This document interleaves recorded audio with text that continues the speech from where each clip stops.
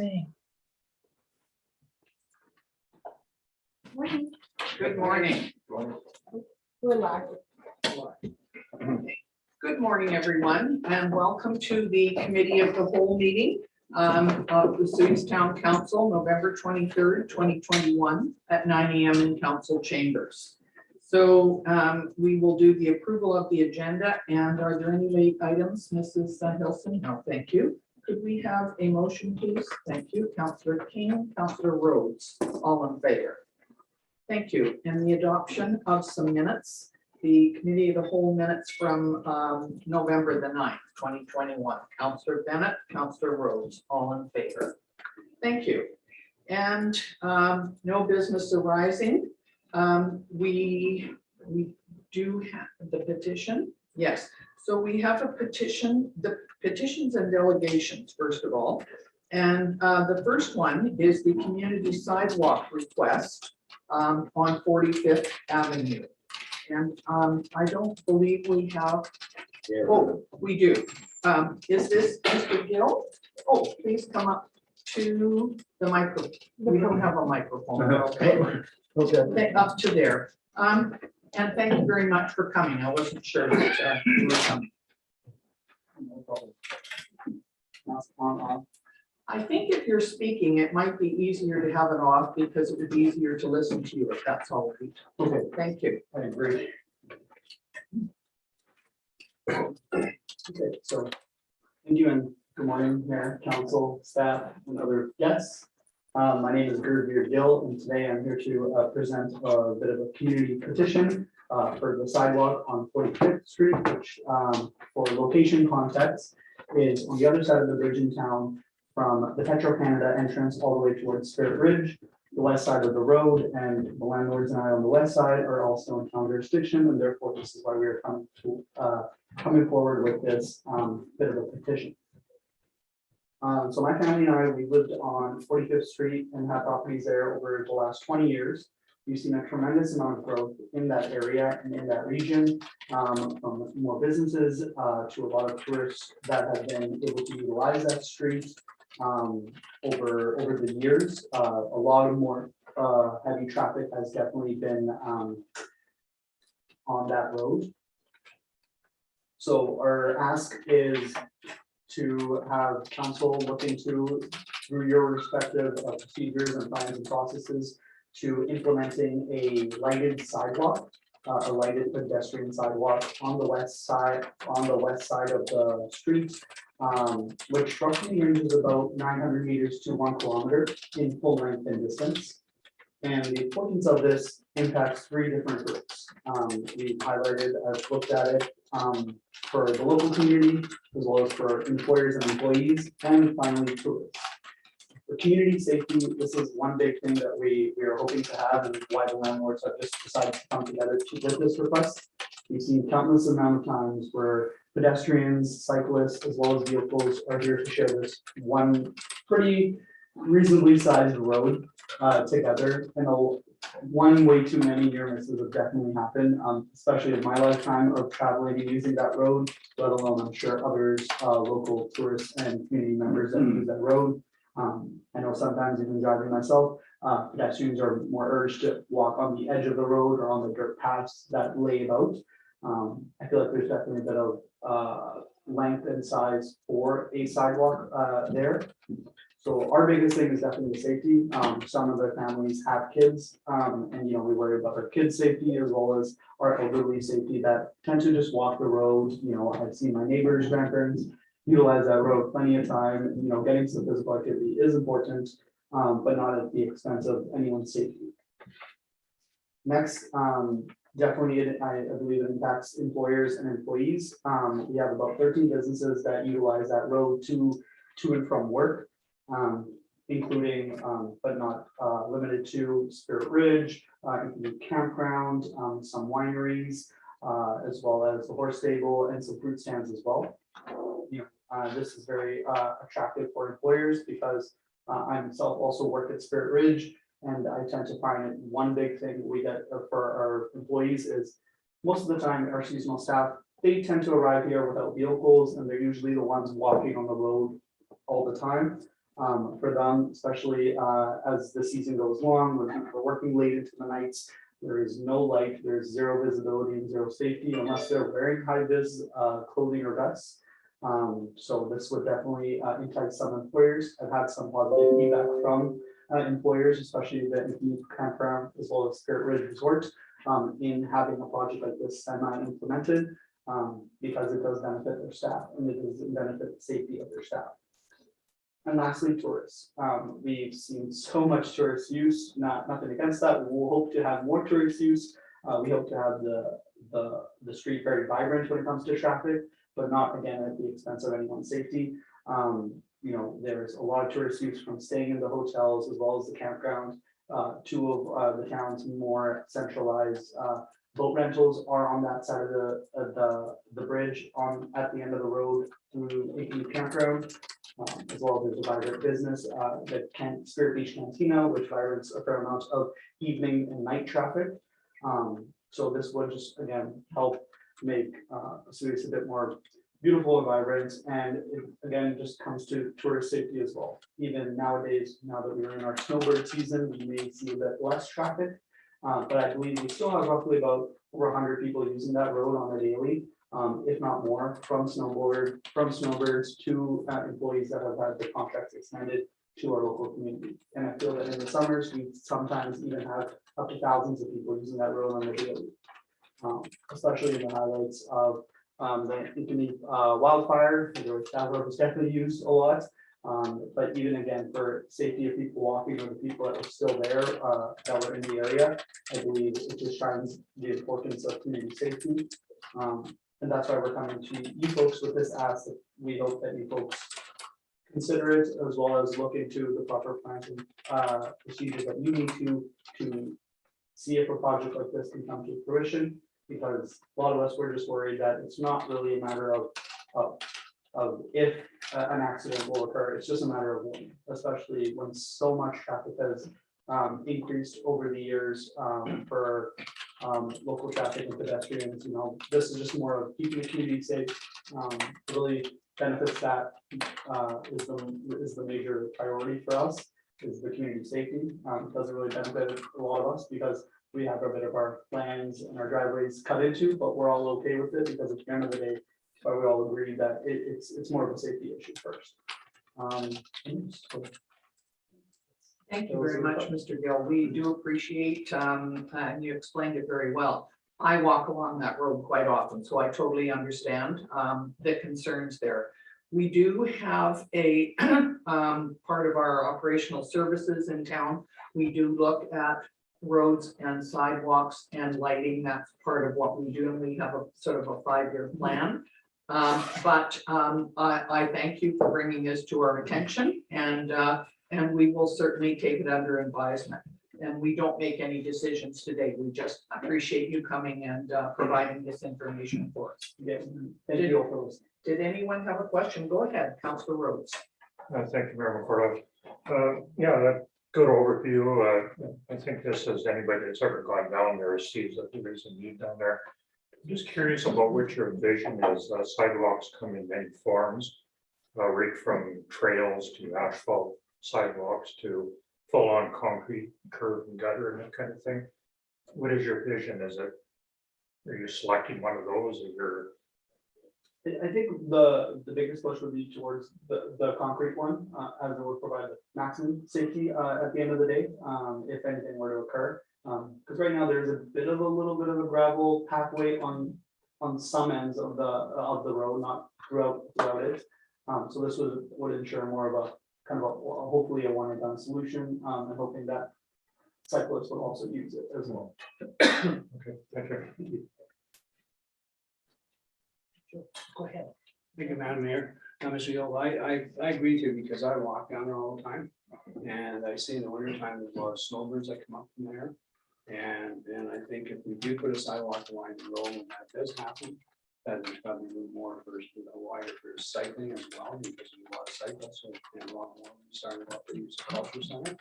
We have a natural walkway from 45th back down to Conroe. So it's a beautiful walkway. So I agree with what you're saying. I'm sure everybody in council does. It's just a matter of where it is on that priority list. So thank you for coming today. So thank you very much. We appreciate that. And so now we're going to go on to staff reports. Would it be appropriate for me to suggest that we allow the music in the park presentation to go first? Is that only because Janice is not in Canada at the moment, and so she's trying to do this from a fair distance away. Would that be allowed to? It's number 3 on the Sure, list. perhaps Mr. Sanders will give just a brief overview of the staff Absolutely. report. Could you do that first, and then we'll- Applications first, and Thank you then- very much. Thanks. Okay, go ahead. Thank you, Your Worship and Council. This morning, staff bringing forward applicants that we received for the 2022 Resort Municipality Visitor Activity Enhancement Fund.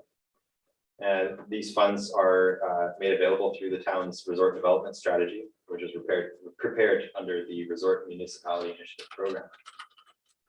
The complete 2022 application guidelines are attached for information to council. They included general criteria for these applicants. Staff advertised in the Times Chronicle, on the town's website, and by e-news, and we received 4 applications this year. The first application that will be coming forward for council's presentation is Music in the Park. The proposed event is 11 Friday evenings at Gyro Park, proposed from June 25th to September 3rd, 2022. And then after that, it will be the Soyuz District's Arts Council for the proposed Spring Festival, May 4th to 8th, 2022. Then we're looking at the Soyuz Lake Paddling Club for their Dragon Boat Festival, September 16th, 17th, 22 proposed. And then finally, we received an application from the South Okanagan Similkameen Pride Society for a proposed Pride Parade, May or October of 2022. This morning, we have representatives from each organization, and they will present to council their respective applications. There are a number of options for council, and at this time, staff are recommending that council receive the applications as attached to my report this morning, and to listen in on the presentations from the applicants.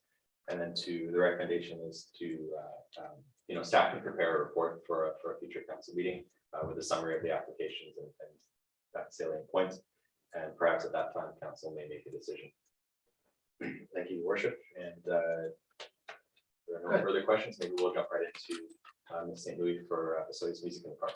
Good, thank you very much for explaining that, and yes, we will have Janice St. Louis talk to us about music in the park. Go ahead, please, Janice.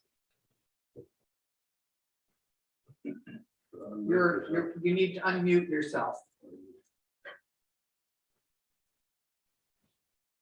Mute. There we go. Here we go. Okay, you can hear me okay? Yes, we can, thank you. Okay, thank you. My name is Janice St. Louis. I'm a resident of Osoyoos for the last 15 years. And I'm here today virtually to submit a proposal for funding for the 7th year of operation of Osoyoos Music in the Park. I apologize, I'm somewhat at a disadvantage because I have no paperwork with me. I submitted a proposal in September and thought that was it, but I had to resubmit under the new format in October, but I'm still away. And so I'm happy to answer any questions, but I'll just give you the overview. I've assumed you've read the proposal and are somewhat familiar with our program. So basically, what we're asking for is another year of funding. We want to add one more week on so that we would have 11 Friday nights of concerts running into September 2nd. And the ask is $26,133. I've broken down the budget and I can go over that a little bit later if you like. I believe that we fit the mandate of the Resort Municipality Initiative, particularly attracting more tourists, more visits to Osoyoos area and extended visits. We've done formal surveys in the years, and we've done sort of ad hoc ones when I'm on the stage and how many people are from out of town and how many are local and that sort of thing to get a sense of who's coming. I also know from my experience, I've been president of the farmers market for 10 years now. I'm now also a vendor, so I talk to a lot of the people that come to the market. Where are you from? And, you know, promote different events in the town when I'm doing that as well. And also we run a bed and breakfast. So we get a lot of visitors coming from other countries as well as the Lower Mainland and the Okanagan area. And some people now book their stays around a Friday night so that they can get to go to the concerts. And we've gone from our very first concert where we had 60 people show up, and our largest attendance was 1,100. And the average last year was 900 people. And we usually have 2 people do the count so that we get a sense of, you know, or if someone's completely out of whack or not. But so we feel like we've found our audience. The music that we present for people goes over well. We know what our audience doesn't like, and then we know what they like. It's very family-oriented music. It's fun seeing little kids run around and enjoy themselves.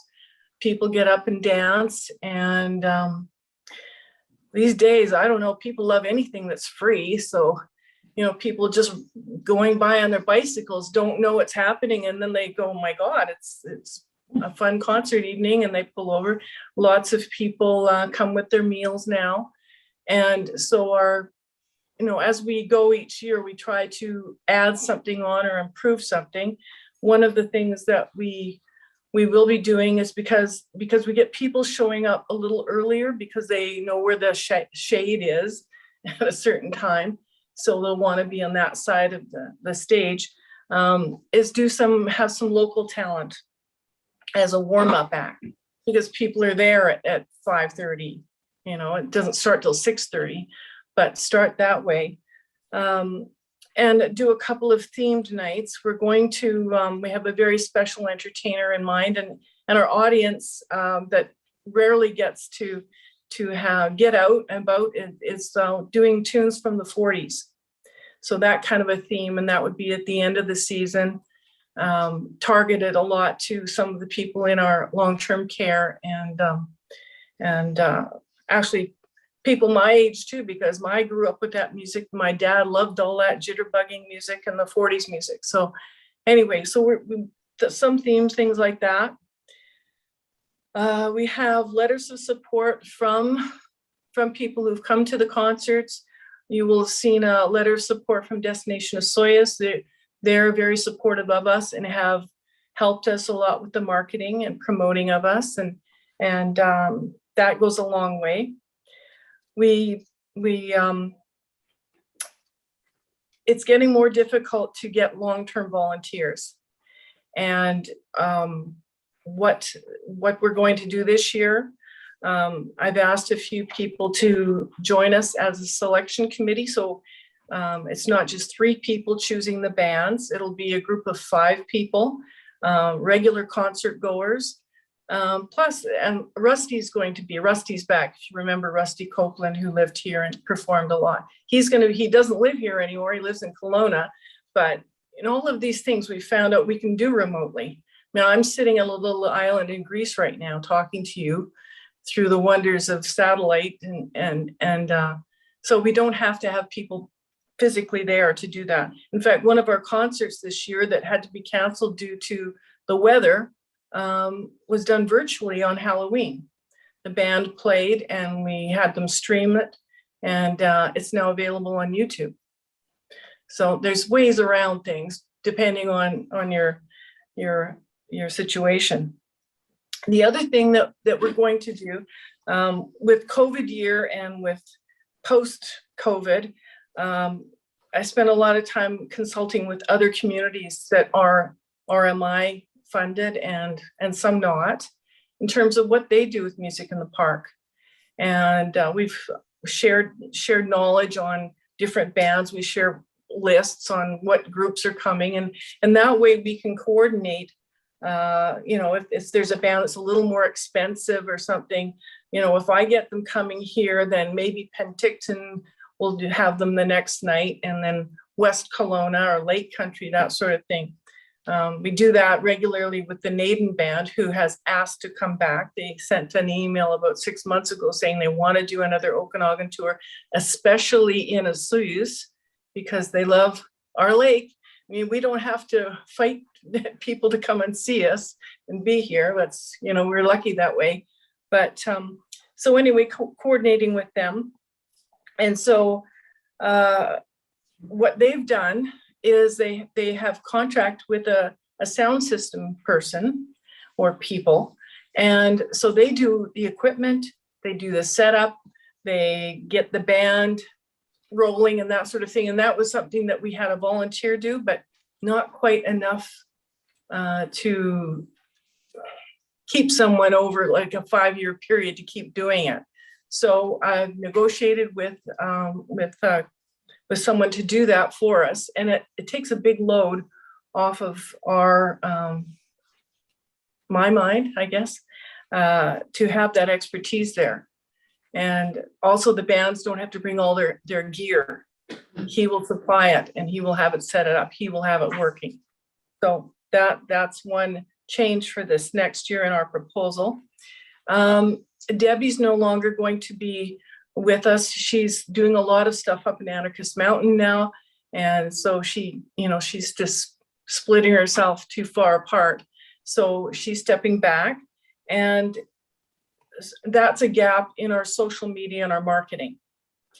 And so I talked to Destination Osoyoos about this, and great suggestion. I talked to the IT instructors at the high school, and where our plan is to have a co-op student do the social media for us and have that as an assignment for them during the school year. A lot of the work in getting the music in the park together starts in November. Like, it's already started now. And I'm hoping to be able to start contacting bands as soon as possible and get our selection committee going as soon as possible. Because all of the behind the scenes stuff happens now, the contracts, the negotiating, the organizing and backup plans and so on. So that would be great to get the co-op student social media. I know some of it, but believe me, I don't know TikTok, and I kind of know Instagram, but it takes a lot of time. And I think that the teachers thought would be a great experience for one of their students. Janice, can I just interrupt, please? And Yes. We have several other presentations here. I'm wondering if you could tell us a little bit about the funds that you're requesting and why that amount, and then we can kind of wrap it up. Is that okay? Because we've got the information in front of us. We do appreciate it. Okay. All right. Okay. The funding, now here I'm going from memory because there's some standard things that you can't get out of, like liability insurance, and the money for the bands and the sound system is in that first number, which I think is 19,000. Yes, it is. I guess the two things I wondered if you would talk about were the piano and the administration fee. Yes. Those two are Yes. different. Yeah. The piano is still sitting, waiting for us. It's sitting in storage. Payman from Pizza Factory has a storage unit, and he allows us to store it there for free. And so, but to move the piano, we always get 3D moving to come and get it, to move it properly. They wrap it up at the end of the season, and it's protected from mice and everything getting in there. And so that's to do that. We will probably need to put new casters on the bottom of the box that surrounds it. So, and the other expense, the most expensive thing besides moving is the piano tuning. So we generally get that done within the first 2 weeks of it being installed. It has to change, get acclimatized to the outdoors and being near the lake. And it's locked down into the cement at the concession stand, so it doesn't end up in the lake. And the one thing with that, we had discussions with the Alliance Committee, is to see if the town could assist in the opening and closing of it. So that is not an expense item, but it's something to be discussed further with Alan and Gerald. The other thing, the administration, basically that's my time. And what every other community that I spoke with told me that it's a standard, either a staff member from the community, the municipality, or there was admin fee charged for the time and energy, the paperwork, the photocopying, the ink for your computer, the driving here, schlepping here, going to get posters picked up and made, and all of that, and writing contracts, sending contracts, printing contracts. It's a quite labor intensive. So they said they do that. So I thought, well, okay, those guys are doing it. They're all guys. So I thought, well, I'm going to put that in there too, because my time is worth something. And if somebody in town wants to take it over, that's great. I'll work with you. That's fine too. But so that is what that's all about. And Thank what you. else? We appreciate all the detail that you've given us, and we have it here. Just know that we are not making any decisions today, as you heard Mr. Saunders say. We will look at all of the applications and then decide how we're going to move forward. But I think in the last 6 years, I have probably been at 95% of the concerts myself. I have certainly seen all of the work that's gone into putting on music in the park, and I've appreciated being able to go there on a Friday night. So thank you very much. And thank you, Janice and Marcel, because Marcel is the bodyguard and the bouncer and the counter. I know he's in the background. So take care over there, and we will see you once you get back to Vesuvius. Yeah, I'll be back soon. Thank you very much, everyone. Thank you very much for your presentation. Bye. Okay, so she can now hang up. Good. All right. Now, we will, thank you. And I'm sorry, I was trying to get her sort of finished and off. If anybody has any questions, we can certainly text or email her. What are you doing? Okay. Pouring me a glass. Yes, can you take her off there? Thank you. All right, next we have the Cities and District Arts Council and a presentation from Earl Krushelnicki. Would you like to come up, please?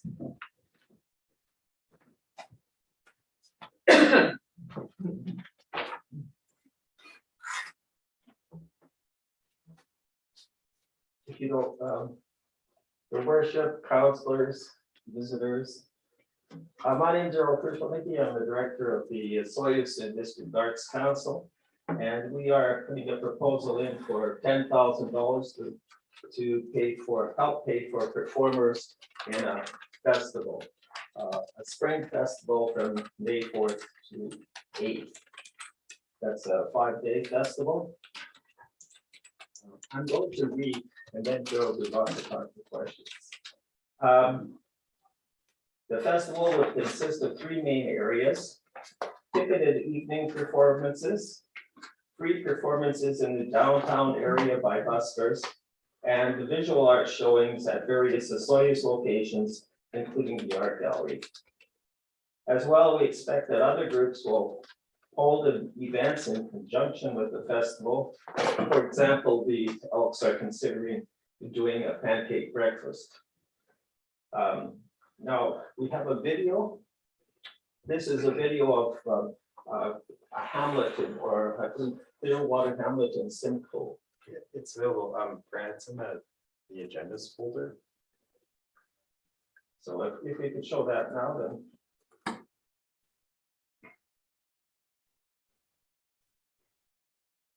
While you're finding it, this is a small hall festival, and it's copied after the Prince Edward Island Mutual Festival, Small Halls, which has been going on for about 20 years in the off season of Prince Edward Island. Is it, no, that's the paddling. Yeah, so at the bottom of Small Hall info. Okay, PDF, perfect. and there's a YouTube link. So And is it the could I first one? ask while they're trying to get it ready, which halls, do you have a number of halls locally that We're you're very looking at? fortunate that in the Soyuz that we have over 10 halls in town that could hold performances. From the Soyuz Community Theater to Sonora Center, to the Elks Seniors Legion, to smaller places like JoJo's and the Pizza Factory. So there, but we have, in comparison to some place like Kamloops, which is difficult to find 2 halls. Oh. We have a lot of halls, and then we also have things like the Watermark has a facility that can do things, and I know that oh, I can't remember another hotel slipped my name, but they've offered us space. So there are numerous halls around town. We're very fortunate. We are, thank you. We ready, Mrs. Helson? Huh. Here we are, thank you.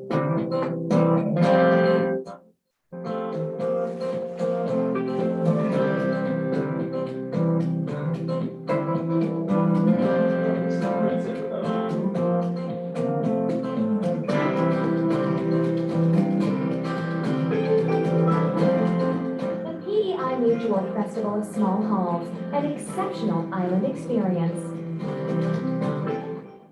I think, can you find the one up from Clearwater? The Simcoe County one? Clearview, yeah. Clearview,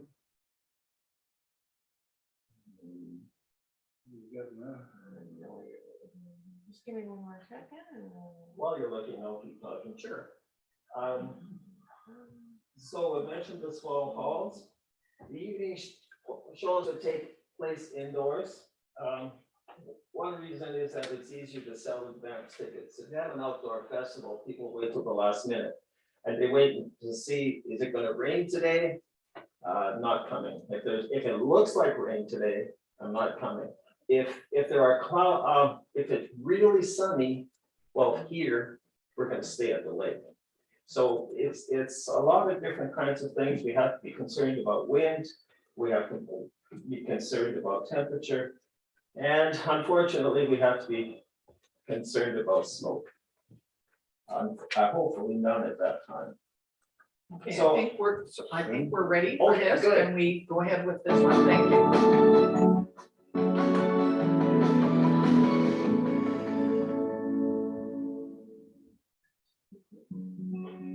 I think the uniqueness of Clearview Township is that we have these halls.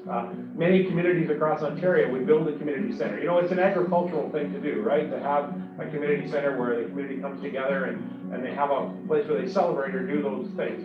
We're very fortunate here in Clearview Township. We have 7 halls that are still here and they're still active. And so I think it's a point to celebrate across our community that we're unique in the fact that a small township of 15,000 people, Clearview Township, which is right on the borders of Wasaga Beach and Collingwood, which are big tourist sort of areas. We're an agricultural community and we have this really neat thing that a lot of places don't have. It is such a cross-culture mix, right? You totally do have things like really amazing concerts like Elliott Brood or the Skydiggers come out to play. And then you can go see nearby chickens racing with frogs attached to their backs, or see like a really, if you're not from a rural area, it's a great opportunity for you to come and see that are rooted in this community, but would be totally foreign to you. The festival is really important and has an opportunity here for people to celebrate and share and bring all those ideas together and bring the people together. But it also demonstrates too that agriculture Ontario and living up and growing in an agricultural community, it's more than just tractors, it's more than just fields, it's about community.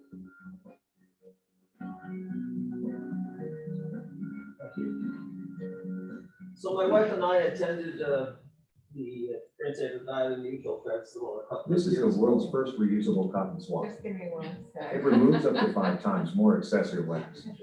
Recent studies show that standard cotton swabs are harmful to your ears. Advertising. Okay, go ahead. And that festival has been going on for 20 years before COVID. And it's still going on virtually now. And the reason for it was to draw people to Prince Edward Island in the off season. And so that's what we experienced when we went there. We really didn't know it was the off season until we got there and found out that nothing else was going on except the festival, and that's done throughout the island. But here in Osoyoos, we are a resort area. We have all these amazing facilities, and we have a great community. So I really do think this could take place here. We try to get a variety of different types of music. And ODAC, Osoyoos District Arts Council, already has a show planned for May 7th, which is would be part of the festival. That would be their contribution to the festival. We would get performers for the ticketed shows that, while known in the area, would be able to draw audiences from other areas as well. And could the festival be longer? Yes, it could be longer. And could it be shorter? Yes, it could be shorter. But you have to have a festival for about 3 days, I believe.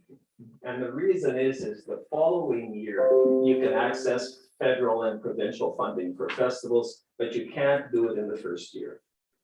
That's not possible. Our budget is about $30,000. And it may seem like a lot of money, but we believe that several of the expenses will be covered in time. And there's a COVID clause in every contract. So if COVID as we know is terribly unpredictable. And I've seen shows canceled the day before an event. So all of those things would have to be in place. Most of the tickets could be bought on our website, which the website doesn't take a commission, which is nice. And that's what I have. Any questions? Well, thank you very much. You've given us quite a lot of information here. I'd just like to point out to council that at the last 2 pages, page 39 and 40, are also part of the Spring Festival. It wasn't included at the beginning, but it's at the end of after all the other ones. So just have a look at that because it's more information. Go ahead, Councillor King. Thank you, Madam Mayor. Great presentation, Earl. I support the arts. I think it's a great idea to bring entertainment to town and give the people of the Osoyoos other things to do. You talk about 8 evening events, but it's spread over sort of 5 days. And one day you said you've already kind of got booked, or your umbrella company will have. So you're talking about 2 performances on each night? In 2 different There'll be locations? 2 performances on that night for sure, because the band that's coming in is a rockabilly band. It's one of the best in Canada. I think it is the best in Canada. But I think I would like to. I'm looking at bringing in a bluegrass band at the same time, and possibly at a smaller hall like the seniors center. The rockabilly band will be at Sonora. And so we're looking at a gospel show on the Sunday, and yes, we can have a couple if they're at the smaller halls. So I guess it also kind of comes down to your ticket sales, because you're projecting your expenses about 30,000, your revenue at 38,000. So it sounds like a nice profit if you can make it happen. If we can make it happen, sure, and that money would be going back into the community through our other projects and put money towards the next festival, because I see this as an annual event. I predicted ticket sales at about 60% of what we could get, and so it could happen.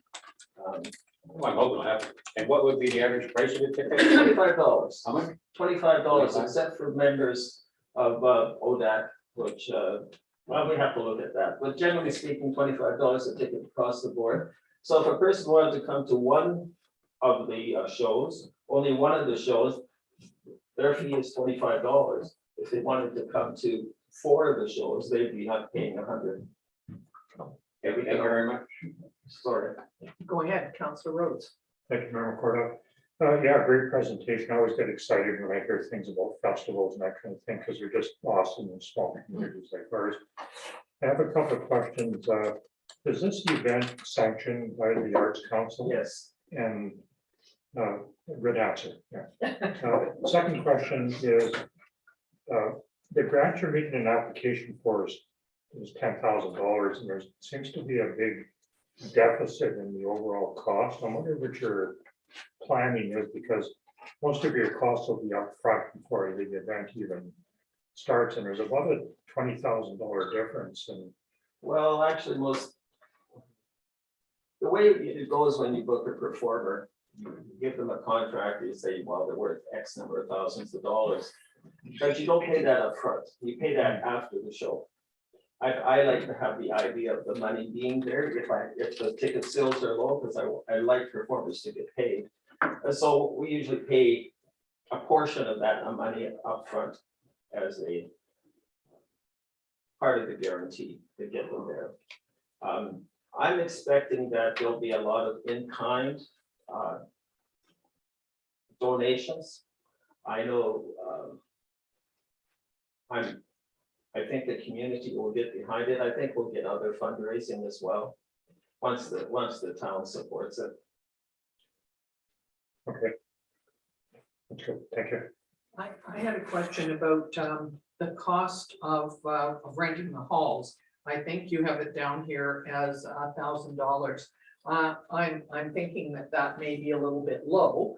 However, I'm sure there will be some leeway there. I'm also wondering if you have all of these halls being booked, you obviously have to have staff or volunteers or people in there to not only help people in and out, but there's cleanup and opening and that kind of thing. Have you considered how Yes. you would manage that?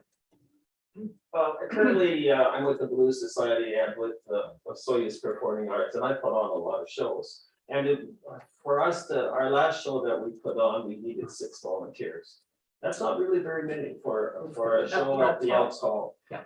For Sonora, I would imagine we're going to need a number more. But the connections that I have with the other groups in town, we had done shows at I have done shows at the senior center, and I would imagine volunteers were going to come on, but really we don't need a lot of. If you're doing an outdoor show, you need a lot of volunteers. You need a lot of security. You need a lot of people managing the place. You need a lot of people picking up garbage. You need hundreds of volunteers for outdoor shows. There's so many things, but for an indoor show, it's at a small hall. There's not really too many people required, maybe a couple of people at the door, somebody doing sound, somebody selling whatever they're gonna sell, cookies or beer, whatever their choice is. But in That my requires a experience- license too. Of course, if you're gonna sell alcohol, that's that's another part. That's a special events license. Yes, for sure. And I'm also thinking that, would there not be liability issues that you might have to have insurance at each of these? Our insurance expert is here, so he might know what, but that would, I would assume, be part of your expenses. And if you're doing it and booking each hall, I would assume that each one might need that. And The Sonora Center does, and I would imagine, and the community theater does, and the Soyuz District Arts Council has insurance that will be used for that kind of stuff. For if the place is having a bar, we'll be getting special event insurance, and that's not very costly really. And there's other things to look at as well. I'm sure it's part of the cost. Fortunately, coming from the Soyuz District Arts Council, we have some of those things in place already, versus starting completely new and not having those things. Well, your enthusiasm is great, and we certainly hope that that this can move forward. And we appreciate you giving us this information, and we will certainly have a good look at it, have our staff look at it and see what we can do to help. I'm sorry, Mike. I didn't see Thank you, that. Madam Mayor. I just think it's great, Earl, that you're doing this because more stuff we can get and all the groups that are coming today off season to help bring in off season visitors. And I think it's phenomenal. It's great. Good for you guys. Thank you. Thank you very much. I got one Oh, more. sorry, Thank you, Councillor Mayor. King. Earl, if you only got part of your funding request, would this event still go forward? Depends what part of it you're giving me. Well, I mean, you're asking for 10, and I mean, just we're talking hypothetically anyhow. They could go The either way, Soyuz but District Arts Council wants to do a festival, yes. and we're actually going to be talking more about it today because we're having a strategic planning workshop right now. And for the rest of the day, the board is behind it. I personally think it can still be done. Fortunately, we have a relationship with town in that we get the Sonora Center for free because of a credit that we bought the curtains a few years ago when we had money. So we have a credit there. And in my experience, I think we'll be able to get facilities fairly low cost. So I hope so. Yeah, I'm not saying you won't get the whole amount. I'm just with a lot of people asking for X amount of dollars. We have so much. Just curious, say you got 8,000 with the event go Oh, forward. great. Thank Thank you very much. Yeah, thank you. I think. Yes, Just leave it at that. Okay, yeah, we'll just leave it there. thank you very much, Mr. Kujalnicki. Okay, our next presentation is from the Osoyoos Lake Paddling Club. We have, is it Peter Monroe? Good, please come up to the microphone, or it isn't a microphone. It's just all over, good, so thank you very much. Morning, Council. I'm Pete Monroe, and I'm the president of the Osoyoos Lake Paddling Club. And I'm here with Jonathan Smith. Jonathan is the treasurer, the board of directors, overseeing events that belong to the paddling club. Unfortunately, in the last 2 years, nothing has really gone on. COVID has hit us. The smoke has particularly hit us, especially last year. And so what we are trying to do is to get the club back and on the water again. We're hoping for a positive season in this upcoming year. I just wanted to start off by just giving you, if I could, a brief history of dragon boating. The dragon boat is deeply embedded in China's dragon culture, with each boat having a carved dragon at the bow and the tail in the stern. The hull is painted with the dragon's scales. The paddles symbolically represent the claws. In dragon boat racing, there are generally 18 to 22 paddlers per standard size, and there's also a steerer and a coach. The races are a colorful spectacle with at least 2 boats competing against each other over distances from 250 meters to 1,000 meters. Not only are strength, endurance, and skill important for teamwork and harmony, but in ancient China, the dragon boat was used for religious purposes as a way of appeasing the rain gods. The great warrior poet, whose name was Fu Yan, committed suicide in the river as a protest against the political corruption of the day. To commemorate the sacrifice, the people began to organize dragon boat races in his memory. Since that time, over 2,000 years ago, dragon boat racing has become a major part of Chinese culture, representing patriotism and group integrity. In 1970, the Hong Kong Tourist Association decided to stage an international dragon boat festival to promote Hong Kong. And in 1976, the first Hong international races took place, an event recognized today by dragon boaters worldwide as the modern area of sport dragon boating. There was an International Dragon Boat Federation, was formed in 1991, and these federations now govern dragon boating as practiced in 60 countries. Since the formation in 1991, sport has spread rapidly throughout the world. And in today, there are 50 million participants in China, over 300,000 in the UK and Europe, over 90,000 in Canada and the US, and many thousands in Australia and New Zealand. Dragon boating is the fastest growing sport in the world. Maybe pickleball might become second. And we are experiencing more interest in all ages. Dragon boat is also a friendly activity which appeals to both young and old alike. Dragon boat racing is a great team building and family sport. It's also a great excuse for getting fit and having fun with friends on the water. Once the team has been indoctrinated into dragon boating, the benefits will be immediately apparent from a health perspective to the spirit the sport invokes. Our paddling club allows anyone to join and learn. We have participated successfully over the years in many regattas and festivals and the BC Senior Games. We have an average of 45 to 50 people, providing paddling times from May until September. And interested residents may paddle free up to the May long weekend prior to joining, so they can at least try the sport out before joining. There's no other paddle sport which 22 people work together to create a team result rewarded through the efforts of the whole crew rather than individual performances.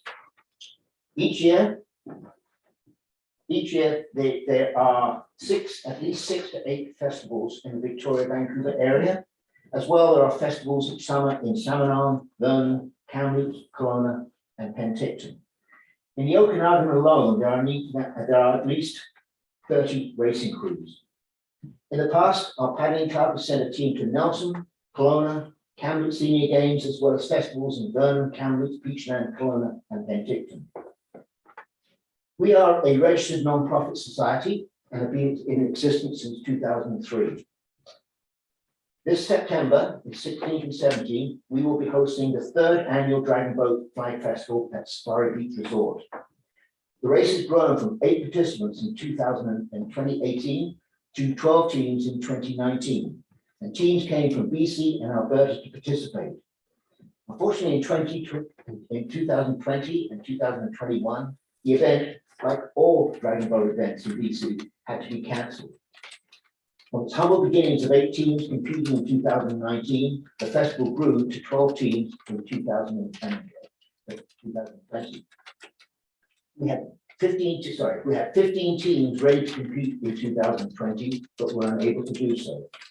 In 22, we are planning to rekindle the festival and expect 12 to 15 teams to participate. Our festival features a unique 250-meter flag race. The race combines elements of the traditional sport, as well as a unique twist where teams must successfully withdraw a flag from a buoy at the conclusion of the race. And this makes it very exciting for the spectators. The grand finale is a 2-kilometer endurance race. In the evening, we host a dinner and dance at Safari Beach.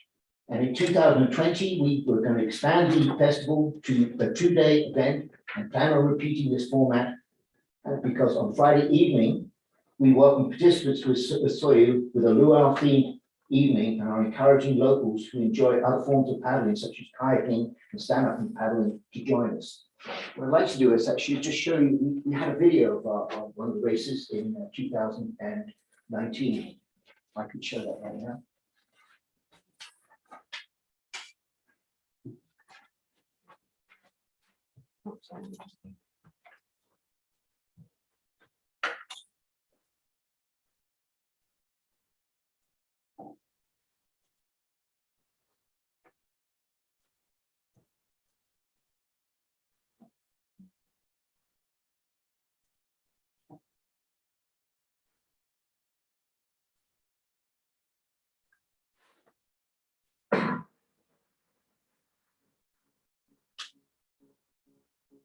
I fill you up with bones I can never break.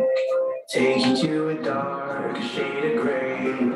Warm you like a sun that'll never fade. Oh, oh, oh, oh. This is power. This is power. This is power. This is power, power, power.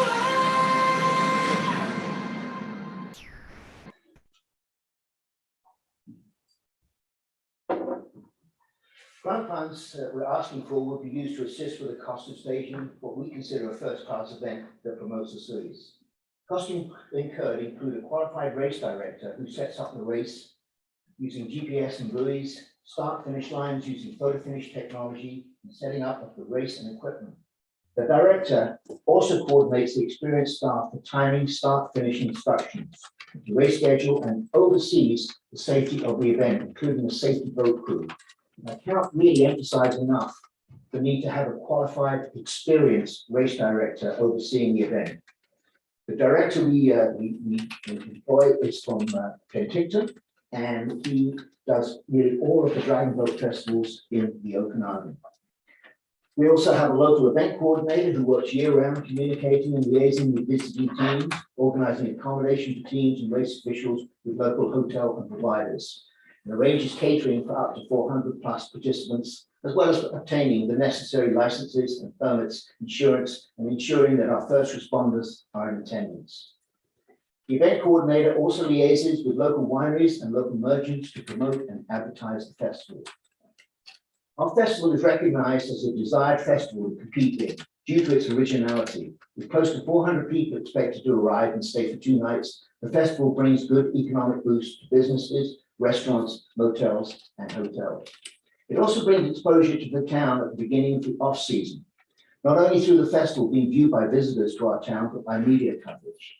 All participants are given a welcome bag with coupons and advertising donated by local businesses, which again encourages everybody to visit our local businesses. In 2019, we were able to promote 19 small businesses within Osoyoos from the local communities with very good feedback and results. I look forward to rekindling this in 2022.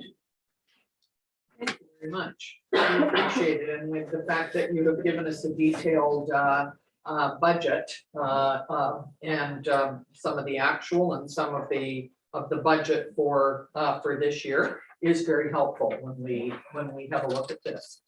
So I'll just see if anybody, go ahead. I was down at Legion Beach. I guess it was in 2019. That was the last one that we had, and it was quite interesting to watch the teams come in. And I know, of course, we were rooting for the local team. But anyway, go ahead, Councillor Rhodes. Thank you, Member Cordo. I'm curious if you participate in other communities, and do you have a plan for promoting our community when you attend those other events? If you do. Yes, because what we do is we hand out leaflets about the community, about our event. We have a leaflet that's made up, and all the races that we go to, the regattas we go to, we actually go around and hand out these leaflets.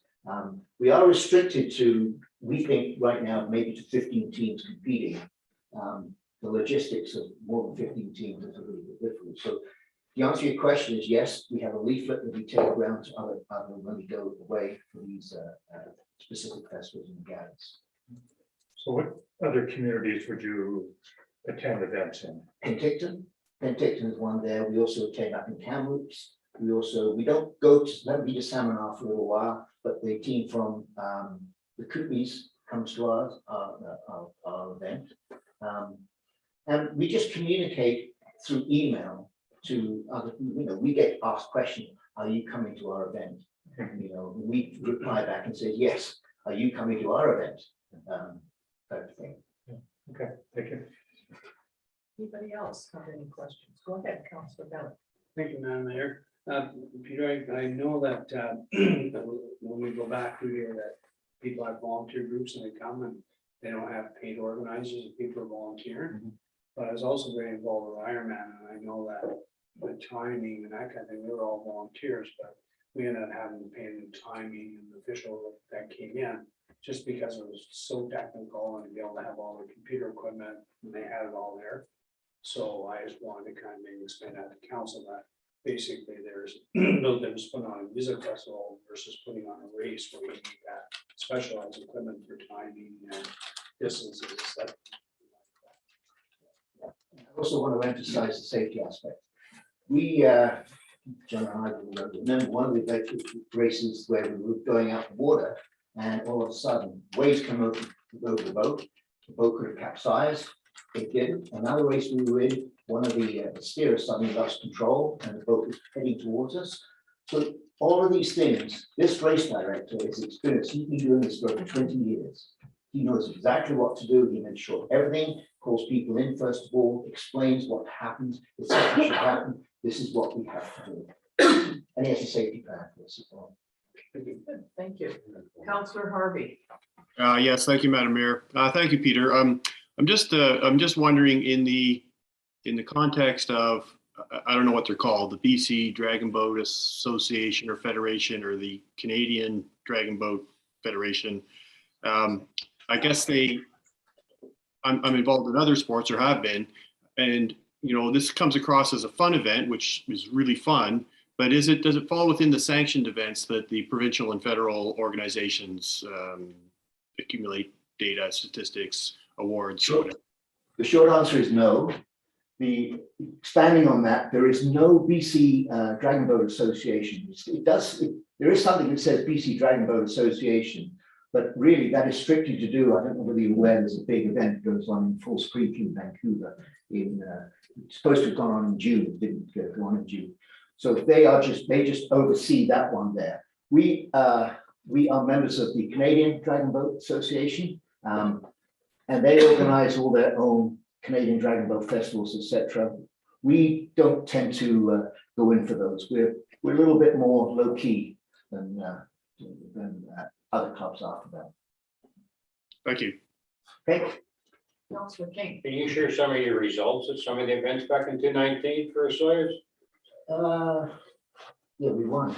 Well, that's great to hear.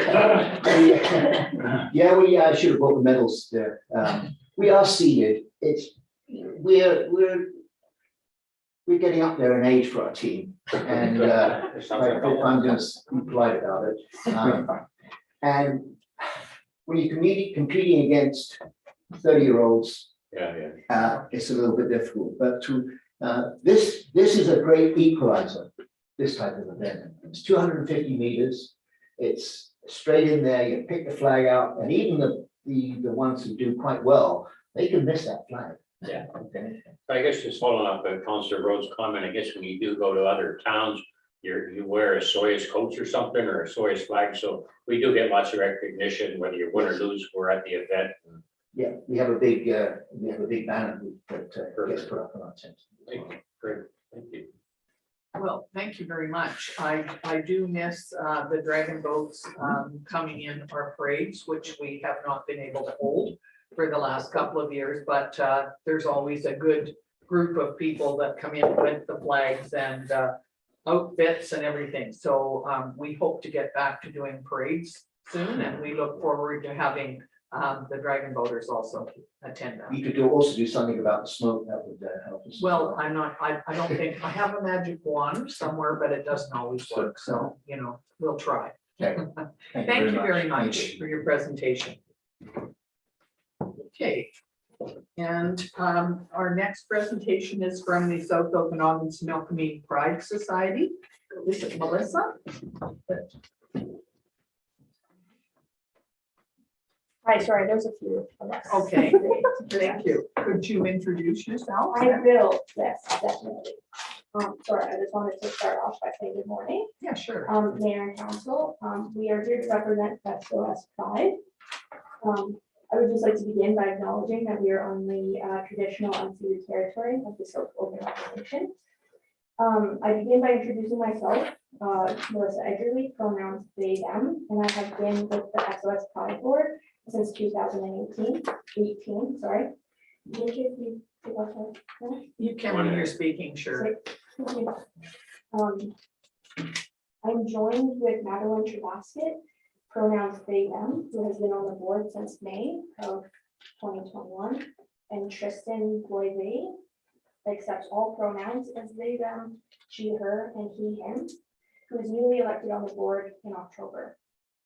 The three of us would like to present to you today on behalf of SOS Pride in regards to our application for the Town of Osoyoos Resort Municipality Initiative Visitors Activity Enhancement Program. South Okanagan's Milkmead Pride applied for $10,000 to host a Pride Festival event in Osoyoos during one of the shorter seasons.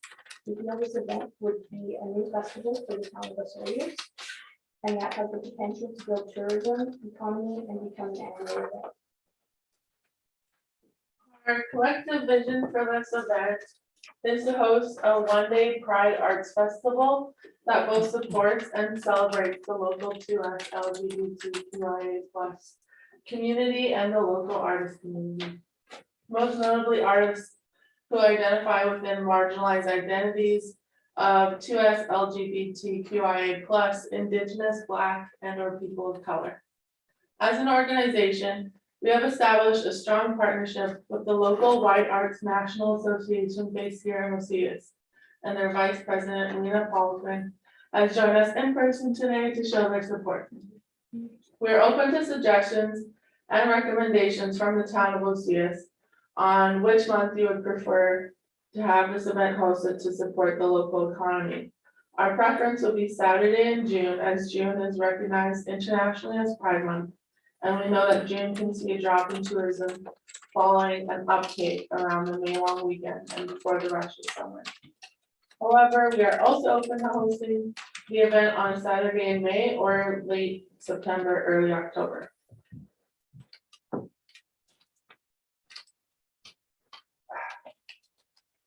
So the outline for the day would begin with a parade down Main Street, beginning at the newly developed County Square, and then leading down Main Street to Highway 3 and 85th. It would be for one block. And for us, a parade is something that's very important in our community.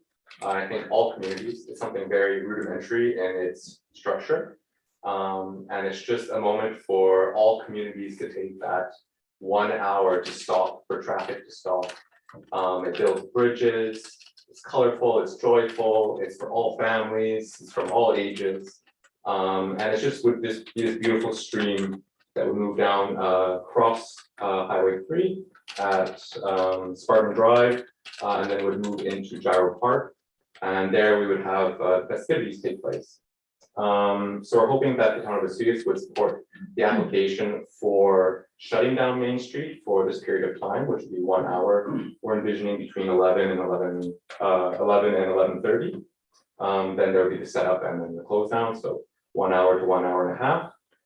This would be our preference. However, if it is not envisionable to do this, as we know that that is a very central hub to traffic passing, we could also envision the sidewalks being used for businesses to come out and clap. Otherwise, we could also envision, again, an alternate walking route, perhaps down by the beach area or along the bridge.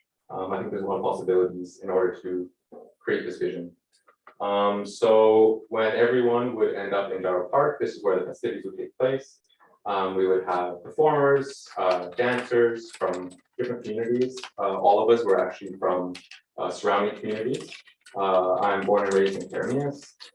Madeline and I went to school together. Melissa, there in Summerland. So we have a lot of really strong connections to the surrounding communities of Vesuvius, and we know how important those bridges are, especially the 2 difficult years that we've all had. Those bridges need to be rekindled and restructured.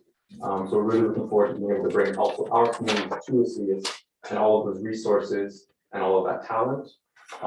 So yeah, we imagine local musicians, dancers from the local Indigenous communities, speakers, performers, visual art exhibitions underneath tents set up in Gyro Park. We'd also invite local nonprofits from our communities, as well as yours, to attend this area.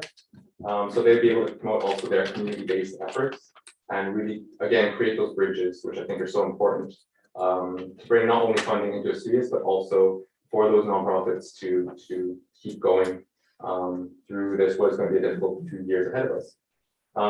We also envision food trucks, areas for local wineries, for cideries, for breweries, that could do tastings, that could do sales.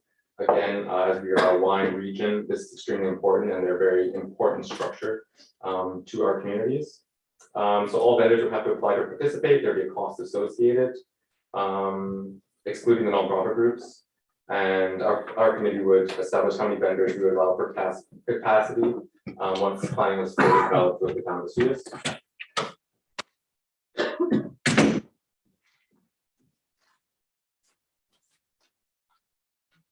If we are successful in being granted RMI Visitors Activity Enhancement Program funding from the town of Vesuvius, we are confident we will be able to attract corporate sponsors to be able to pay artists adequately and fairly for performing at the event. We would rely on volunteers from SOS Pride and White Arts National Association to plan, coordinate, and implement the event. We anticipate that in the development of this event, we would have the support of the local art community in securing sound equipment and stage lighting at reduced rental costs in order to support further revision of the budget. We also recognize that we mistakenly included honorarium amounts for volunteer coordinator and event staff in our budget application, which we would omit in a revised budget, as we understand that the development and delivery of this event would be done solely by the efforts of the volunteers. We believe a Pride Art Festival would increase resort activity and amenities, increase visitor activity, increase private investment, and increase the tourism in the local economy of the town of Osoyoos. The establishment of this event would put Osoyoos on the map as a progressive and inclusive destination for national and international tourism, showcase in a place to live year-round. Pride festivals and events in other BC interior communities such as Kelowna and recently Salmon Arm have been successfully increased tourism opportunities and increased representation in the interior for 2S LGBTQIA community. We thank you for your consideration of our application. So sorry. And we sincerely hope that the town of Osoyoos shares our enthusiasm in hosting an Osoyoos Pride Art Festival. We look forward to working with the town of Osoyoos and making this vision a reality. Thank you for your time today. Thank you very much for your presentation and for including all the information and things that are in here. I can tell you right now that having put on parades in this town for over 20 years, that having a parade on Main Street is a huge undertaking because it's a highway. So you have to, there's a ton of hoops that need to be jumped through, and you have to provide highway flag people, and that's expensive too. So that's what we have to do with the Festival Society. That I'm a member of. Anyway, Sorry. Yeah, go ahead. I just wanted to say that we did put that into the budget. Yes, good. Okay, Councillor King. Yeah, thank you, member. First of all, thanks for the presentation. I think bringing a new event to town is exciting. I'd make a comment following Madam Mayor's comment. I wouldn't suggest you use the main highway this year. It's too big of undertaking. The other thing you have to do is really talk to Community Services Director Davis to see if the park is even available in Pride Month, which sounds like the proper month, obviously, to hold it, and especially on a Saturday. And with that, there's more likely enough room down there to have some type of walk down the path or in front of the Sands Hotel there to make it kind of a bigger sounding event for the first year. I think would be more exciting to do for you folks. And those would be my comments, to make sure there's even a day available for the Saturday, one of the Saturdays in June. Yeah, thank you. Yeah. So one of your Sorry. cohorts is back there. Yeah, sorry, may I have the name of the gentleman to contact, if the park is available? Director Davis, Head of Community Services. Thank you. It's on our website. Yes. It's contact information. Okay, go ahead, Councillor Rhodes. Thank you, Member Corda. Yeah, great presentation. I just have a couple of questions about your involvement in this event if it comes. I know you're here pitching us. You did a great job. You'll bring some recognition to our community, which is needed an awful lot here. Do the three of you participate in it? And what is your experience with these kind of events in other communities? Yeah, that's a great question. So I'll take the lead on that one first. You would have the full support of the SOS Pride, which there's 5 of us, and then our community. A lot of the people within our community are really eager to get back out there and help support, bringing awareness to the community and in other communities as well. We do know that there is a lack of representation in rural communities right now. So I know Osoyoos is like really fighting for this and to get representation because we exist in rural communities. It's just having that representation. We have been at Kelowna Pride. We have been to several other prides. I've been to Vancouver. I've been to Edmonton. I've been to the Salmon Arm one. The representation that still exists. So the Salmon Arm Festival was 2 weeks ago. You go to that community last weekend, and there's still evidence that there was pride in the community. And there's still tourists accessing it even after the event, just because of how inclusive it is.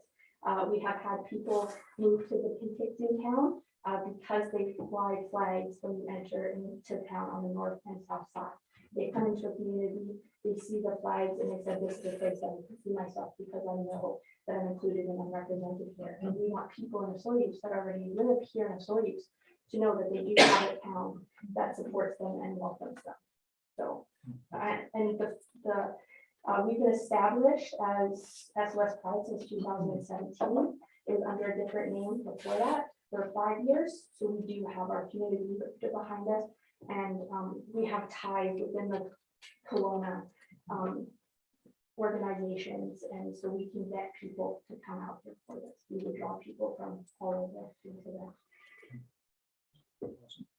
Well, thank you very much.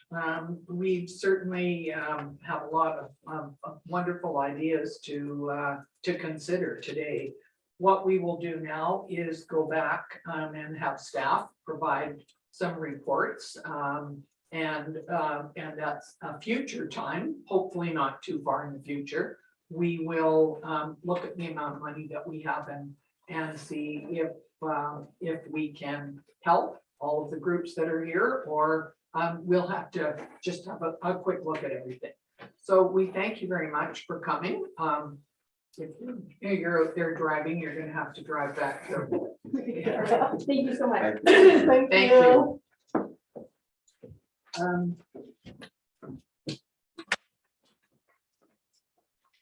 So I think that looks like the end of the meeting, so I will ask for a motion, please, to terminate the county. Oh, I like terminate. I know you do. Councillor King, thank you. Councillor Bennett, all in favor.